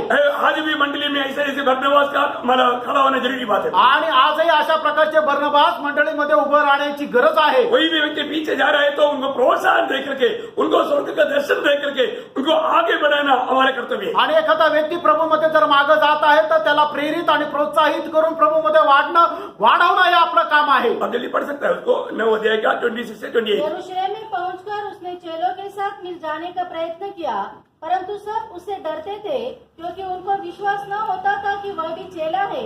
परंतु बरनबास ने उसे अपने साथ प्रेरितों के पास ले जाकर उनको बताया कि इसने किस रीति से प्रभु के मार्ग में प्रभु को देखा और उसने इसे बातें की. फिर दमिश्क में इसने कैसे हियाव से यीशु के नाम से प्रचार किया, वह उनके साथ यरूशलेम में आता जाता रहा. हाँ, देखिए आगे के जीवन के बारे में अभी आगे मैं समय की कमी कारण पढ़ना नहीं चाहता. आगे पौलुस कैसा उपयोगी बना. आणि आता वेळ कमी असल्या कारणाने पूर्ण सांगत नाहीये, पण पुढे पाऊल जो आहे तो प्रभूच्या कामामध्ये कशा प्रकारे वाढत गेला. तो यहाँ पर बरनबास का ये प्रोत्साहन अगर नहीं मिला होता तो शायद वहां पर पौलुस का चरित्र खराब हो जाता. आणि बर्नबासचं हे प्रोत्साहन त्याला जर भेटलं नसतं तर कदाचित पाऊल जो आहे त्या ठिकाणी संपला असता. लेकिन प्रभु नहीं चाहता था. कारण ती इच्छा प्रभूची नव्हती. प्रभु मार्ग खोलता है. आणि प्रभू मार्ग उघडा करतो. प्रभु के लोगों को बढ़ने के मार्ग प्रभु खोलता है. आणि प्रभूच्या लोकांना वाढण्याचा मार्ग प्रभू उघडतो. यहाँ पर हम देखते हैं कि किस रीति में प्रेषित पौलुस को प्रभु ने इस्तेमाल किया. आणि या ठिकाणी आपण पाहतो कशा प्रकारे प्रेषित पौलाला प्रभूने उपयोगात आणलं. ओके, 4वीं बात आणि चौथी गोष्ट उसी गलातियों 6 अध्याय का 2रा वचन. आणि गलातीकराचं पत्र 6 अध्याय त्याचं 2रं वचन. तुम एक दूसरे का भार उठाओ और इस प्रकार मसीह की व्यवस्था को पूरी करो. हाँ, देखिए हालेलुया, एक आत्मिक जन क्या करेगा. आणि एक आत्मिक व्यक्ती काय करेल, एक दूसरे का भार उड़ाएगा. एकमेकाचं ओझं वाहील. ये बहुत अनोखा बात है प्रियो. आणि ही खूप अद्भुत गोष्ट आहे प्रियांनो. हमारे जीवन में हमें मालूम है मंडली जीवन में कितने प्रकार, कितने लोग कितनी दबाव में, कितने कष्ट में, कितने दुख में, कितने मुसीबत में चलता है. आणि आपल्याला ठाऊक आहे ख्रिस्ती जीवनामध्ये लोक किती कष्ट, नष्ट आणि त्रास सहन करत चालतात. यो उन लोगों का वेदना अपना वेदना समझकर लेना. आणि त्यांच्या वेदना त्या आपल्या वेदना असं समजून घ्या. ऐसा लोगों के लिए दिल लगा करके कार्य करना प्रियो. आणि अशा लोकांकरता संपूर्ण हृदयाने कार्य करा. एक बहुत बड़ी बात है. आणि ही खूप मोठी गोष्ट आहे. प्रेषित पौलुस मानव मंडली के प्रति, पवित्र लोगों के प्रति कैसे था. आणि प्रेषित पौल मंडळी संबंधाने कसा होता. सबसे बड़ा हमें प्यार मिलने वाला एक मार्ग माँ है. आणि सगळ्यात मोठं प्रेम मिळणारा एक मार्ग ती म्हणजे आपली आई आहे. पहला थिस्सलुनीकियों 2 अध्याय का 7 वचन में प्रेषित पौलुस मंडली के लिए इस प्रकार बना रहा करके हम देखता है। आणि पहिलं तेसलोनिकराचं पत्र त्याचा 2रा अध्याय त्याच्या 7 वचनामध्ये आपण पाहतो की प्रेषित पौल कशा प्रकारे मंडळीसाठी झटत राहिला, कसा राहिला। परंतु जिस तरह माता अपने बालकों का पालन पोषण करती है, हाँ। वैसे ही हमने भी तुम्हारे बीच में रहकर कोमलता दिखाई है। देखा प्रियो, कितना सुंदर बात है। आणि बघा प्रियानो, किती सुंदर गोष्ट आहे। हमें दूसरे की दुख वेदनाओं में एक बच्चे को एक माँ कैसा प्यार दे करके उनका दुख को दूर करके उनको वो हंसने के अनुभव में, खुशी के अनुभव में लाता है।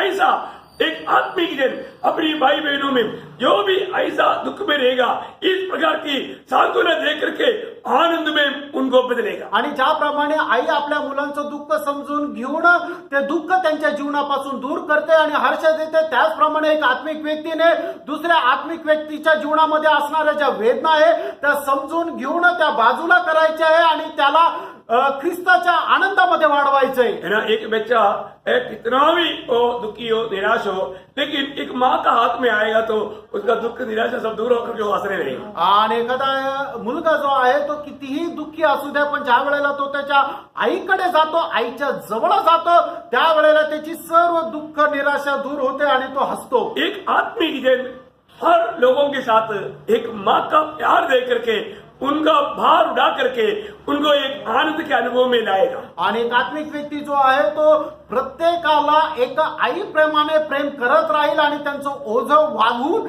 त्यांना आनंद प्रदान करत राहील। है ना, मैं उसी पहला तेसलोनिकियों उसका वही अध्याय का 12 वचन पढ़िए। आणि पहिलं तेसलोनिकराचं तेच अध्याय त्याचं 12 वचन वाचा। कि तुम्हारा चाल चलन परमेश्वर के योग्य हो। नहीं, मानो एक पिता के समान, वो आपका उसमें क्या है? 11 है क्या? हाँ, 11 पढ़िए। तुम जानते हो कि जैसा पिता अपने बालों के साथ व्यवहार करता है, हाँ।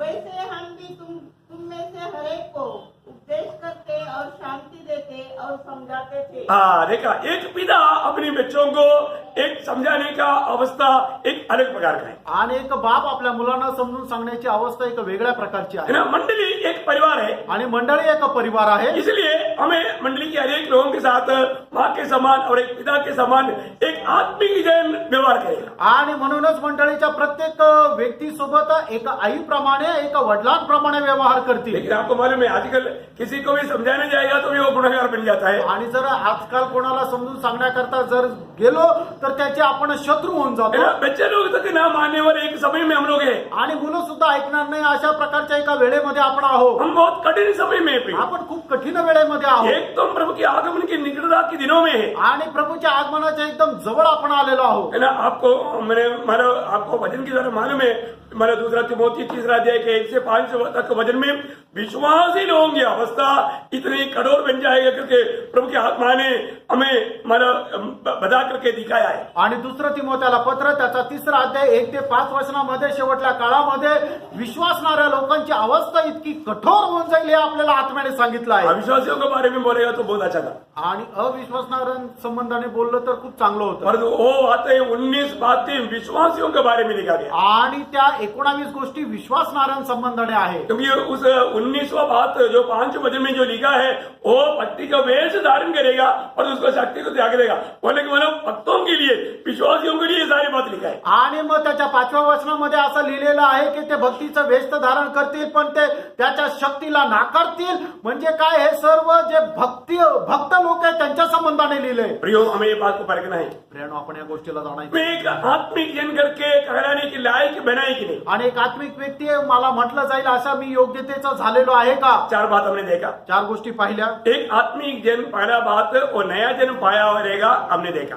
आणि एक आत्मिक व्यक्ती जो आहे तो एक नवीन उत्पत्ती राहील, त्याचा नवा जन्म झालेला असेल हे आपण पाहिलं। दूसरा हमने देखा जो आत्मिक जन जो है वो आत्मा में चलने वाला रहेगा करके देखा। आणि दुसरी गोष्ट पाहिलं, एक आत्मिक व्यक्ती आत्म्याच्या द्वारे चालविला जाईल। तीसरा हमने देखा एक आत्मिक जन दूसरे की घावों में पट्टी लगाने वाला है करके देखा। आणि तिसरी गोष्ट पाहिली की जो एक आत्मिक व्यक्ती आहे की दुसऱ्याचे जे जखम आहे त्याला मलम लावणारा तो राहील। चौथी बात हमने देखा आत्मिक जन दूसरों का बोझ उठाने वाला है करके हमने। आणि चौथा आपण पाहिलं की एक आत्मिक व्यक्ती दुसऱ्याचं ओझं वाहणारा राहील। 5वीं बात क्या है? 5वी गोष्ट काय आहे? उसी गलातियों 6 का 4 वचन। आणि गलातीकराचं पत्र 6 ते 4 वचन। और हरेक अपने ही काम को जांच ले और तब दूसरे के विषय में नहीं परंतु अपने ही विषय में उसको घमंड करने का अवसर होगा। प्रियो, एक आत्मिक जन हमेशा अपने आप को जांचते रहेगा। आणि एक आत्मिक व्यक्ती नेहमी स्वतःचं परीक्षण करत राहील. मैं एक बात आपको बताना चाहता एक हूँ, गोष्ट सांगू इच्छितो. है ना, हमारे जीवन को अगर हम रोज नहीं परखेगा तो हमारे जीवन में कई गिरावट आ सकता है। आणि दररोज आपण आपलं जीवन जर पारखलं नाही तर आपल्या जीवनामध्ये पतन पावण्याची अवस्था येईल. हमारे चाल चलन में कई प्रकार का गिरावट आ सकता है। आणि आपल्या चालचलवणुकीमध्ये पुष्कळ प्रकारचे पतन पावण्याची अवस्था येईल. इसलिए रोज एक आत्मिक जन अपने जीवन को, अपने कामों को परखेगा। आणि म्हणूनच एक आत्मिक व्यक्ती जे आहे तर आपलं जीवन आपले काम पारखेल. विलाप गीत उसका तीसरा अध्याय का 40 और 41 वचन। आणि विलाप गीत त्याचा 3रा अध्याय 40 आणि 41 वचन. ओ प्रभु यीशु, अपने चाल चलन को ध्यान से परखे अपनी चाल चलन को ध्यान से परखे और यहोवा की ओर फिरे। हाँ। हम स्वर्गवासी परमेश्वर की ओर मन लगाए और हाथ फैलाए और कहे। बोलने का अर्थ क्या है? सांगायचं तात्पर्य काय? अपन पूर्ण रूप में उस प्रभु को प्रसन्न करने वाला मार्ग में है कि नहीं, ये बात को हमें परखते जाना। आणि संपूर्णरित्या प्रभूला प्रसन्न होणाऱ्या मार्गामध्ये मी आहे का नाही या गोष्टीला पारखत जा. आज मैं बहुत लोगों को एक बात पूछना चाहता हूँ, आणि पवित्र लोकांना एक गोष्ट मी विचारू इच्छितो. आप कितना दिन हो गया अपने जीवन को प्रभु की उपस्थिति में वचन के सामने ना परखा? आणि किती दिवस झाले आपल्या स्वतःला वचनाच्या समोर आपलं पारखलं नाही? रोज परखते है क्या? रोज परीक्षण करतो का? आप शायद बोलेगा मेरे को समय नहीं मिलता। आणि तुम्ही म्हणाल की कदाचित मला वेळ भेटत नाही. प्रियो, एक आत्मिक जन को समय मिलता है। आणि प्रियानो, एक आत्मिक व्यक्तीला वेळ मिळतो. आत्मिक जन को समय निकालना पड़ता है। आणि एक आत्मिक व्यक्तीला वेळ काढावा लागतो. हमें रोज अपने आप को परखना पड़ता है। आणि दररोज आपण स्वतःला पारखायचंय. आपको याद होगा दूसरा कोरिंथी 13 अध्याय का 5 वचन में प्रेषित पौलुस कहता है, आणि दुसरे करंथीकराचं पत्र 13 अध्याय त्याच्या 5 वचनामध्ये प्रेषित पौल अशा प्रकारे म्हणतो, अपने आप को परखो कि विश्वास में हो कि नहीं। हाँ, एक दूसरे को परखने के लिए नहीं बोला, आणि एकमेकांना परीक्षण करण्याकरता नाही म्हटलं. मेष में आचरण करने के टाइम पर भी वहां पर भी बोला अपने आप को परखो। आणि मेषामध्ये सहभागी होण्याच्या अगोदर हे म्हटलं की तुम्ही स्वतःला पारखा. एक दूसरे को नहीं, आजकल बहुत लोग दूसरे को देखते रहते हैं कि उसके जीवन में कोई कमी घटी है कि नहीं। प्रियो, उसके लिए आपको प्रभु ने नियुक्त नहीं किया। आणि प्रियांनो, काय आहे की लोक दुसऱ्याचं परीक्षण करतात की त्याच्या जीवनामध्ये कुठल्या प्रकारची कमतरता आहे का नाही. पण प्रियांनो, मी तुम्हाला सांगतो त्याच्या करता तुमची नेमणूक झालेली नाही. प्रियो, एक आत्मिक जन है तो दूसरे का जीवन को नहीं, अपने जीवन को परखता है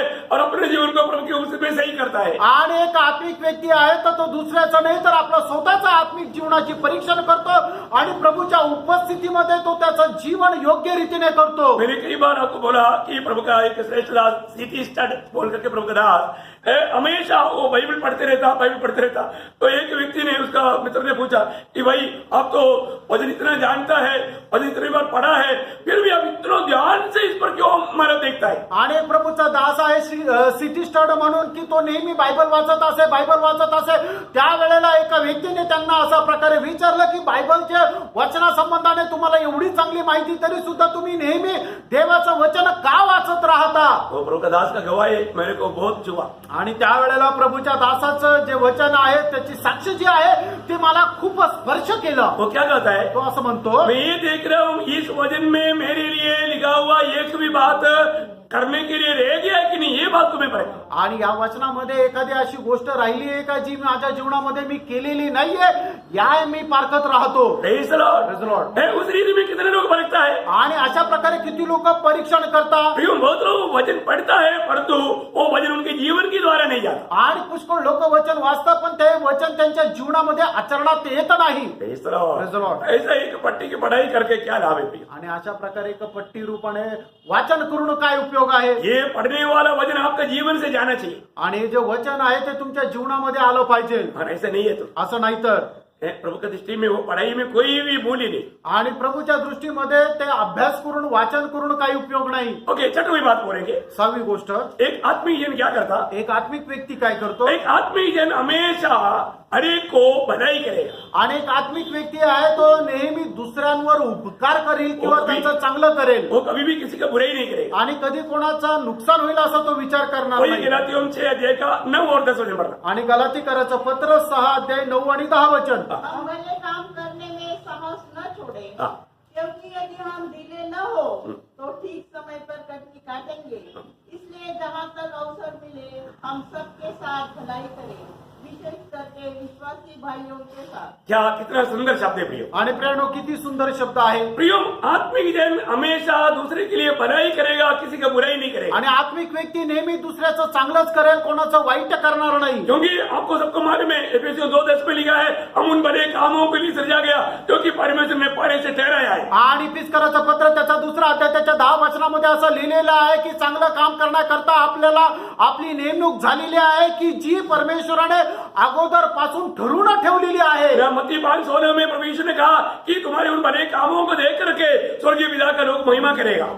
मत्ती त्याचा 5 अध्याय त्याच्या 16 वचनामध्ये प्रभू येशू ख्रिस्ताने अशा प्रकारे म्हटलं की तुमच्या चांगले काम पाहून जग पित्याचा गौरव करायला आज पाहिजे। हम कैसे काम करता है, आणि आज आपण कसं काम करतो किस रीति में काम करता है, आणि कशा प्रकारे काम करतो। है ना। पहला तिमोथी 6 अध्याय का 18-19 वचन पढ़ना। पहिलं तिमोथेला पत्र 6 अध्याय 18-19 वचन वाचा। मैं इसका समय का कमी को देख करके कई वचन में बोलते जाऊंगा, लेकिन आप लोग जरूर लिखना और घर में जाकर के वापस मनन करना। आणि वेळ कमी असल्या कारणाने मी काही वचन फक्त सांगत जाईल, तुम्ही निश्चित घरी जाऊन ते वाचा।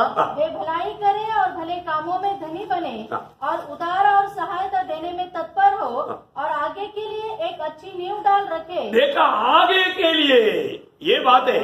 हमारा ये भले काम किस लिए है? आगे के लिए, भविष्य के लिए, अनंत काल के लिए है। आणि आपले हे सगळे चांगले काम कशा करता येतं? येणाऱ्या त्या सार्वकालिक जीवना करता आहे। मला जब मोशा ने चुनौती किया, आणि ज्या वेळेला मोशेने निवड केली, इस जीवन के लिए चुनौती नहीं किया ऐसा, आणि या आयुष्याकरता त्याने निवड केली उस नाही, आगे का भविष्य के लिए चुनौती की। आणि पुढच्या भविष्याकरता त्याने निवड केली। प्रियो, हम जो भी भले काम करता है प्रियानो, आपण जे काही चांगले काम करतो ये उस अनंतता के लिए है। आणि ते सार्वकालिक जीवनाकरता उसके आहे, लिए प्रभु ने हमें अनेक किया है। आणि त्याच्याकरता प्रभूने आपल्याला वेगळं केलंय। हमारे जीवन में हमें उन भले कामों के बारे में जो बताया प्रियो, उस भले कामों में कभी भी आलसी नहीं होना, उत्साह से वो काम करते जाना। आणि प्रियानो, आपल्या जीवनामध्ये जे चांगले काम करायला सांगितलेले ते चांगले काम करण्यामध्ये आपण कधीही थकायचं नाहीये, तर आपण खूप उत्साहाने ते करायचं आहे। इसी प्रकार भी प्रियो, दुनिया के लोग आकर के आपको बहकाने के लिए, आपको भविष्य में आप एकदम जीरो मिलने के लिए, आप लज्जित होने के लिए बात करेगा। आणि मग जगाचे लोक येतील, तुम्हाला भडकवतील आणि येणाऱ्या आयुष्यामध्ये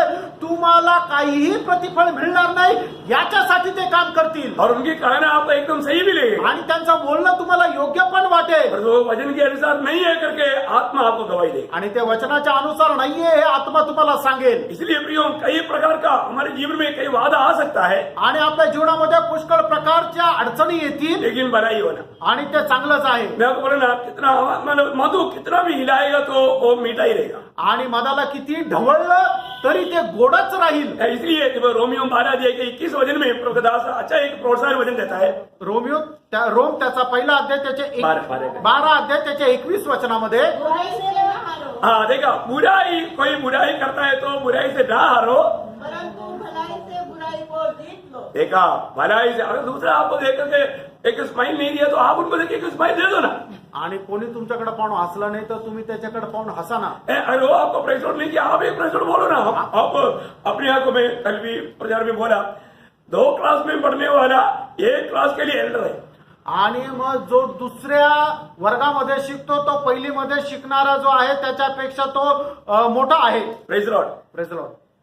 बात समझिए। लक्षात आलं का? आप प्रभु में आने के बाद में आप कितना पुराना है उतना अधिक आप दूसरों के लिए एकदम राजी नहीं।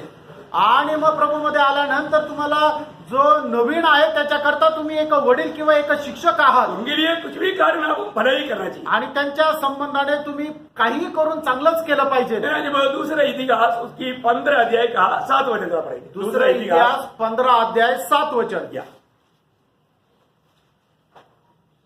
परंतु तुम लोग नियम बांधो और तुम्हारे हाथ ढीले न पड़े, क्योंकि तुम्हारे काम का बदला मिलेगा। हाँ, तुम्हारा हाथ ढीला ना पड़े, आणि तुझा हात जो आहे तो थंड पडू नये, क्योंकि तुम्हारा काम का प्रतिफल मिलेगा, आणि तुमच्या कामाचं प्रतिफळ तुम्हाला भेटेल। सुंदर बात है, खूप सुंदर गोष्ट आहे। है ना। और एक वचन पढ़ेंगे, अजून एक वचन वाचूया। एजेकिएल भी किताब 16 अध्याय का 49। आणि एजकेल त्याचा 16 अध्याय त्याचं 49 वचन। या देख, तेरी बहन सदोम का अधर्म यह है कि वह अपनी पुत्रियों सहित घमंड करती, पेट भर भर के खाती और सुख चैन से रहती थी और दीन दरिद्र को न संभालती थी।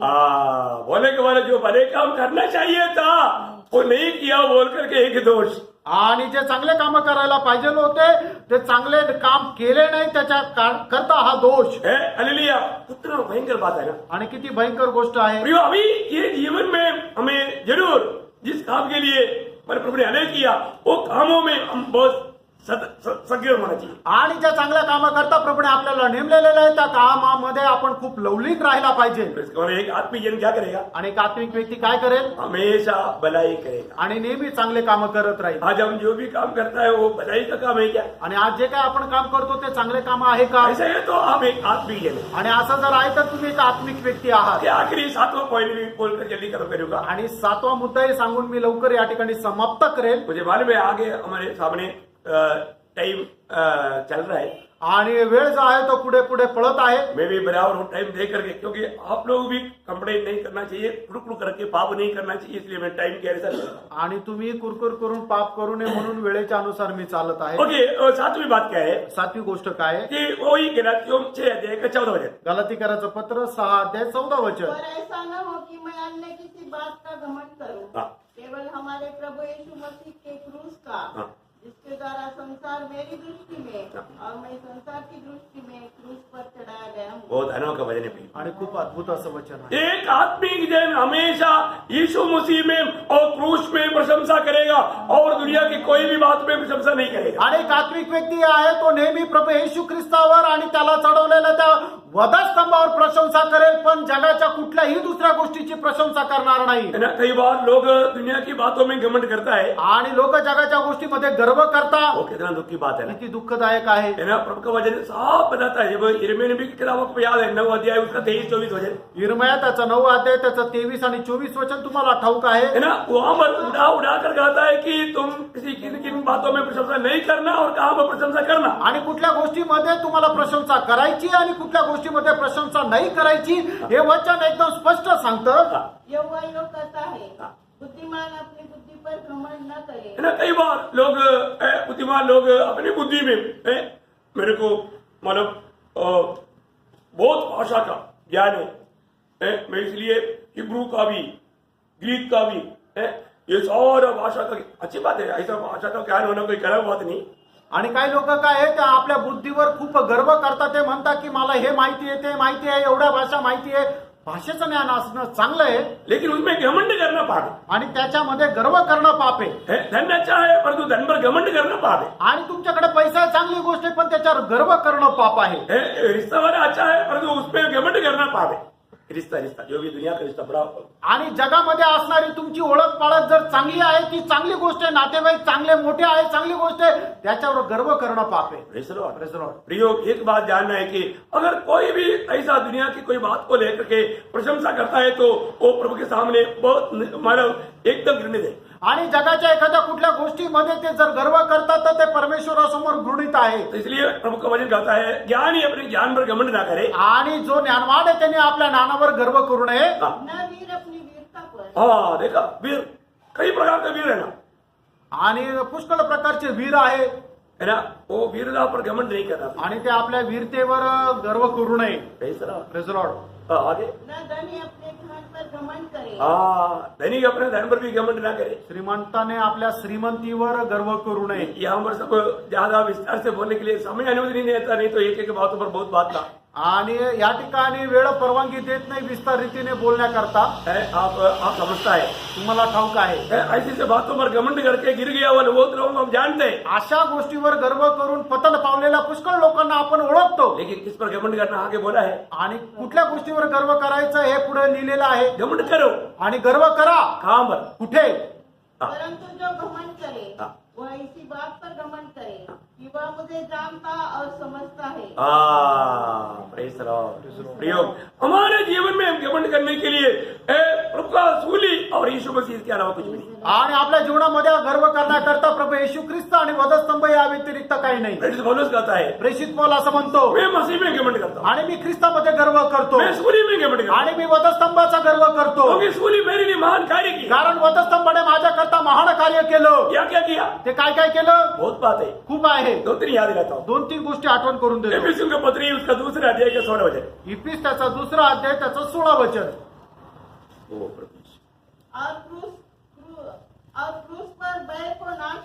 देखा क्रूस पर प्रभु ने क्या किया, बैर को नाश कर दिया। आणि वधस्तंभावर काय केलं की जे वैर होतं ते प्रभूने नाश केलं. क्योंकि यहूदी लोगों का बड़ा वैरी था जाति, आणि यहुदी लोकांचा एक मोठा वैरी होता ते म्हणजे जातीचे जाति के लोक. लोगों को लोग कुत्ता बोल करके एकदम निकृष्ट समझते थे। आणि जातीच्या लोकांना कुत्रे समजून एकदम निकृष्ट असे समजत और होते. रसूली क्या किया, आणि वधस्तंभाने काय केलं, रसूली को एक बनाया। आणि वधस्तंभाच्या द्वारे ते एक झाले. कैसा प्रशंसा नहीं करेगा आणि भैया, त्या वधस्तंभाची प्रशंसा आपण कसं काय करणार नाही. पड़ोसी का पत्री पहला दिया कि 20 वजह गलतीकराचं पत्र पहिला अध्याय त्याचं 20 और वचन. उस क्रूस पर बहे हुए लहू के द्वारा मेल मिलाप करके देखा क्रूस पर बहा हुआ वो लहू, आणि वधस्तंभावर सांडलेलं ते रक्त, ओ उसकी द्वारा बहकाया, आणि त्याच्याद्वारे मग त्यांना शांती मिळाली किंवा ते एक झाले. उसकी द्वारा प्रभु की मुझे शांति मिला। आणि प्रभूची शांती त्याच्याद्वारे मला मिळाली. उसका दूसरा देख के 14 वजह, कोलोसियों 2:14, गलती त्याचा दुसरा अध्याय 14 वचन. और विधियों का वह लेख जो हमारे नाम पर हाँ। और हमारे विरोध में था मिटा डाला हाँ। और उसे क्रूस पर किलो से जड़कर सामने से हटा दिया। ओ कितना भयंकर प्रयोग, एक उदार पाया व्यक्ति के लिए क्रूस कितना महान बात है, क्योंकि क्रूस पर हमारे सारा पापों को भी उधरी कील मार दिया, अभी वो पाप किसी प्रकार बाहर नहीं आए। आणि तारण प्राप्त झालेल्या व्यक्तीच्या जीवनामध्ये वधस्तंभ जे आहे ते किती महान कार्य केलेलं आहे की आपल्या जीवनाचे जे काही पाप होते ते सर्व पाप पुसून टाकले. प्रियो हालेलुया, हमारे ऊपर एक लेख था, एक लिखा हुआ था, ये तो मतलब उस समय के अनुसार है कि जो भी व्यक्ति पापी है उनको फांसी की सजा दिया है तो उसको ऊपर लिखा रहेगा मृत्यु के लिए नियुक्त। वो पढ़ नहीं पाता पर उसको पीठ पर वो लिखा रहता है मृत्यु के लिए नियुक्त। तो हमारे ऊपर मृत्यु के लिए नियुक्त करके एक लेबल था, प्रभु ने सूर्य के द्वारा वो लेबल को हटा दिया। आणि जुन्या काळामध्ये काय व्हायचं की एखाद्या व्यक्तीला जर फाशी द्यायची त्याच्या पाठीवर लिहिलं जायचं की मरणाकरता नियुक्त, तो वाचू शकत नव्हता पण इतर लोक वाचू शकत होते. अशा प्रकारे आपण ही सगळे लोक मरणाकरता नियुक्त झालेले होतं. आपल्याही पाठीवर तो लेख लिहिलेला होता, पण प्रभू येशू ख्रिस्ताने वधस्तंभावर मेल्याद्वारे आपल्यावर लिहिलेला जो लेख आहे तो पुसून टाकला. हम लोगों को बुलाता है, भाई आप मृत्यु के लिए नियुक्त है, नरक के लिए नियुक्त है, आओ आओ वो लेख को हटा देंगे। यीशु मसीह के सूली की मृत्यु पर विश्वास कर, प्रभु यीशु पर विश्वास कर। कितना भी बोलने से लोग नहीं मानता क्योंकि वो पढ़ नहीं पाता, उसको मालूम नहीं वो नरक के लिए नियुक्त है। आणि आपण लोकांना म्हणतो की तुम्ही मरणाकरता नेमणूक झालेले लोक आहात, नरकामध्ये जाण्याकरता नेमलेले लोक आहात. तुम्ही या प्रभू येशू ख्रिस्ताने तुमच्याकरता वधस्तंभावर मरण सहन केलेलं आहे, त्याच्यावर तुम्ही विश्वास करा आणि तुमच्या विरोधामध्ये लिहिलेला जो लेख आहे तो पुसून टाका. पण त्यांना ते समजत नाही, त्यांना ते वाचता येत नाही. शैतान ने क्या किया, सैतानाने काय केलं, आपको सबको मालूम है, दूसरा कोरिन्थी 4:4 में उन लोगों का मन को अंधा कर दिया। आणि दुसरे करंथीकराचं पत्र 4 अध्याय त्याच्या 4 वचनामध्ये लिहिलं की त्यांची जी मन आहे ती आंधळे केली. भी उनका मन को अंधा कर दिया। आणि प्रियांनो त्यांची मन जे आहे ती आंधळे केली. इसका भेद उन लोग ना जाने, आणि त्याचं जे रहस्य त्यांनी जाणू नये. हो ये अनुग्रह पाया हुआ लोगों के लिए प्रभु धन्यवाद देता हूं। आणि कृपा प्राप्त झालेल्या लोकांकरता मी धन्यवाद देतो. प्रभु को धन्यवाद हो। प्रभूला धन्यवाद असो. प्रियो, इसलिए जब भी प्रेरित पौलुस जाता था वो एक ही काम करता था, सूली की प्रचार करता था। आणि प्रेषित पौल जिथं कुठं जात होता तो एकच काम करत होता, वधस्तंभाचा प्रचार करत असे. तेरा पहला कोरिन्थी उसकी पहला अध्याय उसका 23 वचन। पहिले करंथीकराचं पत्र त्याचा पहिला अध्याय त्याचं 23 वचन. परंतु हम तो उस क्रूस पर चढ़ाए हुए मसीह का प्रचार करते हैं। देखा हम उस सूली पर चढ़ाए हुआ उस यीशु मसीह की प्रचार करते हैं। आणि वधस्तंभावर चढवलेल्या त्या ख्रिस्ताचे आपण प्रचार करतो. प्रियो, मेरे यीशु ने मेरे लिए सूली उड़ाया। आणि प्रियांनो माझ्या येशू ख्रिस्ताने माझ्या करता तो वधस्तंभ उचलला. ए, सूली उड़ाना कोई छोटी बात है? आणि वधस्तंभ उचलणं लहान आहे का? यूहन्ना के सुसमाचार 19 अध्याय का 17 वचन में लिखा है, आणि योहान 19:17 मध्ये लिहिले, वो आप ही अपनी सूली को लेकर चला। आणि तो स्वतः आपला वधस्तंभ घेऊन चालला. प्रियो, वो सूली मेरी और आपकी पाप का उस भयंकर सजा उड़ाने के लिए यीशु मसीह स्वयं अपनी सूली लेकर के चला। आणि तुमच्या आणि माझ्या पाप उचलण्याकरता तो स्वतः तो आपला वधस्तंभ घेऊन चालला. सूली की मृत्यू तक पिता की आज्ञाकारिता में जीवन बिताया। वधस्तंभाच्या मरणापर्यंत पित्याच्या आज्ञाधारकपणामध्ये राहिला. हो प्रियो, वो प्रभु यीशु मसीह और उसकी सूली, यही हमारा प्रशंसा है। आणि तो प्रभू येशू ख्रिस्त आणि त्याचा वधस्तंभ हाच आपला प्रशंसेचा विषय आहे। और कोई भी बातों पे हम प्रशंसा ना करें, त्यानो इतर कुठल्याही गोष्टीमध्ये आपण गर्व किंवा प्रशंसा करू नये कोई मनुष्य पर प्रशंसा ना करे। आणि कुठल्या मनुष्यावर प्रशंसा करू नये। हम एक ही बात पर प्रशंसा करना, मसीह की सूली की प्रशंसा। आणि एकाच गोष्टीची प्रशंसा करा, ते वधस्तंभाची प्रशंसा। कितना अनोखी बात है, किती अद्भुत गोष्ट आहे। और भी बहुत बात है, लेकिन समय को देखकर मैं यहाँ पर रुकना चाहता हूँ। अजूनही पुष्कळ गोष्टी आहे, पण वेळ कमी असल्याने मी या ठिकाणी थांबत आहे। हमने एक सच्चा एक हमारा आत्मिक जन का 7 लक्षण देखा। आणि खऱ्या आत्मिक व्यक्तीचे 7 लक्षणं पाहिली। पहला ये देखा कि एक आत्मिक जन, नया जन्म पाया होना चाहिए। आणि पहिली गोष्ट ही पाहिली की एक आत्मिक व्यक्ती त्याचा नवा जन्म झाला पाहिजे। दूसरी बात हमने देखा, वो आत्मिक जन जो वो है जो आत्मा में चलता है। आणि दुसरी गोष्ट ही पाहिली की जो आत्मिक व्यक्ती तो आहे की जो आत्म्यामध्ये चालतो। तीसरा हमने देखा कि आत्मिक जन अन्य दूसरे लोगों का गावों को पट्टी मारता है। आणि तिसरं आपण पाहिलं की जो आत्मिक व्यक्ती इतर लोकांच्या ज्या जखमा आहे त्याच्यावर तो मलम लावतो। चौथी बात हमने देखा, एक आत्मिक जन दूसरों का बोझ अपने ऊपर लेता है, अपना समझ करके। आणि चौथी गोष्ट ही पाहिली, एक आत्मिक व्यक्ती आहे इतरांचं ओझं आपलं ओझं आहे म्हणून ते स्वतः घेतो। पांचवी बात हमने देखा, एक आत्मिक जन रोज अपने आप को परखता है। आणि पाचवी गोष्ट ही पाहिली की आत्मिक व्यक्ती दररोज आपल्या स्वतःचं परीक्षण करतो। छठवीं बात हमने देखा, एक आत्मिक जन हमेशा भलाई करता है। आणि सहावी गोष्ट आपण पाहिलं की आत्मिक व्यक्ती नेहमी चांगलं काम करतो। और सातवीं बात हमने ये देखा कि एक आत्मिक जन हमेशा यीशु मसीह में और उसकी सूली में प्रशंसा करता है। आणि एक आत्मिक व्यक्ती जो आहे तो नेहमी वधस्तंभावर आणि प्रभू येशू ख्रिस्तावर प्रशंसा करतो। आज हमने ये सुना हुआ, ये वचनों के सामने ये नया साल में जरूर मैं आपसे विनती करता हूँ, अपने आप को परखो, मैं एक आत्मिक जन है क्या।